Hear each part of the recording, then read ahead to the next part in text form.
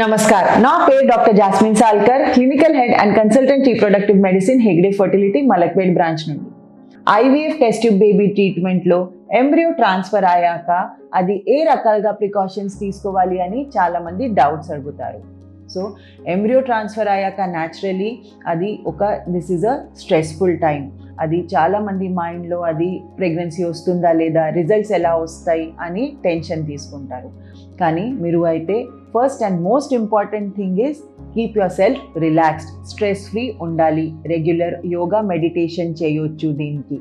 ఇంకా అది embryo transfer తర్వాత మీ డాక్టర్స్ మీకు కొన్ని మెడికేషన్స్ ప్రిస్క్రైబ్ చేస్తారు. సో ఈ మెడిసిన్స్ అయితే కరెక్ట్ టైంకి యూజ్ చేయాలి. హెల్దీ ఫుడ్ కన్జ్యూమ్ చేయాలి, అంటే హై ప్రోటీన్ డయట్, ఇంకా లో కార్బోహైడ్రేట్ అంటే పప్పు, పెరుగు, స్ప్రౌట్స్, ఎగ్స్ ఇవన్నీ కొంచెం ఎక్కువ తీసుకోవాలి. కార్బోహైడ్రేట్స్ అంటే రైస్, ఆలు, స్వీట్స్, మసాలాలు, ఫ్రైడ్ ఫుడ్ ఇవి కొంచెం తగ్గించాలి. ఇంకా keep yourself well hydrated అంటే మంచి నీళ్ళు, ఫ్లూయిడ్స్ ఎక్కువ తీసుకోవాలి. సో అది ఏ రకాలుగా అయిన ఫ్లూయిడ్స్, అది fruit juices, coconut water, butter milk, అంటే keep yourself well hydrated. So consume more fluids.